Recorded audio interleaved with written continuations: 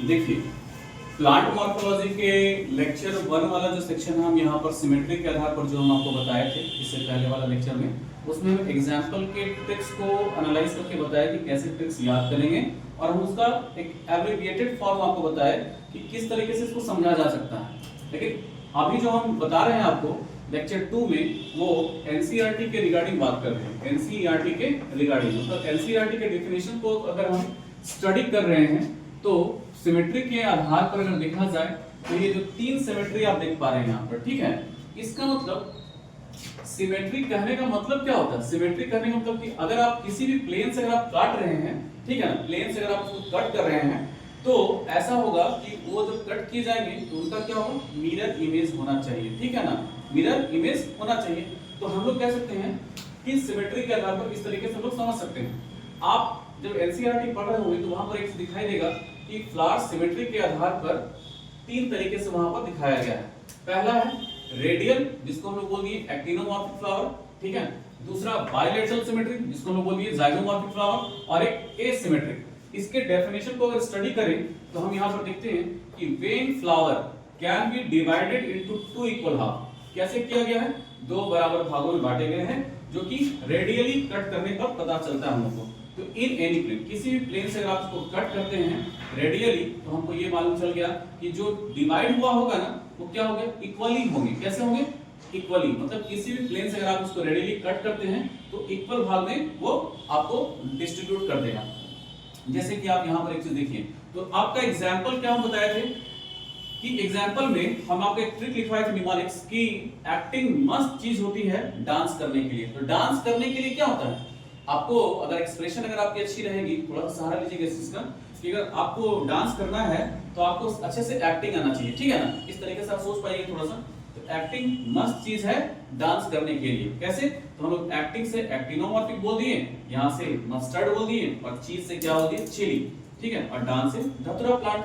तो ये एग्जांपल आपका एनसीईआरटी में वहां पर मेंशन किया हुआ है। दूसरा चीज याद रखिएगा कि आपने क्या किया है कि रेडियली अरेंज किया है। यहाँ पर देख रहे हैं आप, एक सर्कुलर पार्ट बना लीजिए यहाँ पर, और ये सेंटर है, इसको क्या कर दिए, रेडियली इस तरीके से कट लगा दीजिए। तो आपको समझ में आया कि रिप्रेजेंटेड किया जाता है एक्टिनोमॉर्फिक फ्लावर को इस तरीके से। जब हम पार्ट 2 में आते हैं, बाइलेटरल सिमेट्री, जिसे हम जाइगोमॉर्फिक फ्लावर के रूप में भी देख रहे हैं, तो कहता है एनसीईआरटी कि when it can be divided into 2 similar halves, 2 बराबर भागों में बांटता है, लेकिन कब? ओनली इन, यहाँ याद रखिएगा, ओनली इन 1 प्लेन। लेकिन वह 1 प्लेन जो पार्टिकुलर प्लेन होगा वो कैसा होगा? अब ऐसे नहीं होगा, केवल एक वर्टिकल प्लेन होगा। क्या होगा? Vertical plane. जैसे आप याद रखिए कि आपके यहाँ जो अपराजिता का प्लांट होता है ना, उसके फ्लावर्स को अगर आप इस तरह से कट करके देखिएगा तो आपको यहाँ पर कुछ इस तरीके से वर्टिकल अगर कट करेंगे तो यहाँ पर एकदम वर्टिकल प्लेन से काटिए तो यहाँ पर क्या होगा, सिमिलर 2 सिमिलर हाफ्स में एक हाफ ये है, एक ये दोनों क्या है, सिमिलर है, ये दोनों क्या है, सिमिलर हाफ, लेकिन वर्टिकली कट किया गया।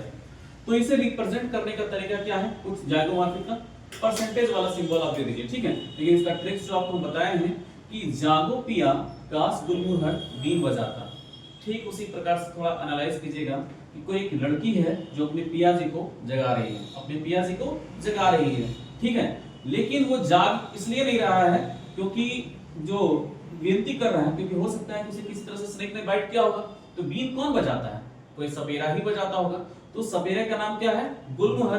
तो याद रखिएगा कि क्या बोला उसने, कि वो एक गीत के रूप में प्रेजेंट करते हैं कि जागो पिया, और उस सपेरे से विनती करते हैं कि काश गुलमुहर बीन बजाता तो मेरे पियाजी जाग जाते हैं। तो निमोनिक्स क्या याद रखिएगा कि जागो पिया काश गुलमुहर बीन बजाता। तो जागो से क्या हो गया, जाइगोमॉर्फिक, पिया से ई हो गया, और हम लोग कैसिया कह सकते हैं, गुलमुहर हो गया, और बी से यहाँ पर बीन। तो इस प्रकार से हम देख पाए हैं कि बाइलेटरल जाइगोमॉर्फिक फ्लावर के रिस्पेक्ट में अगर हम यहाँ पर एग्जाम्पल को याद करने का बेहतरीन ट्रिक सीख पाए हैं, ठीक है।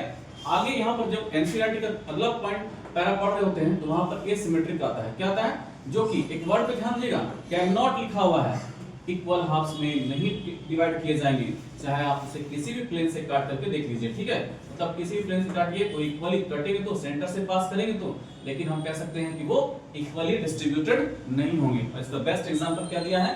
कैना, ठीक है। This is all about the कह सकते हैं हम लोग कि ये सारे के सारे सिमेट्री के आधार पर टाइप्स ऑफ फ्लावर्स की स्टडी हम लोग की एनसीईआरटी के रिस्पेक्ट में इसको जरूर याद कीजिएगा। Example very important, neat and boards के लिए इजीली सॉल्व करा देगा ये एग्जांपल का निमोनिक्स, ठीक है, अच्छे से याद कर लीजिएगा। Thank you.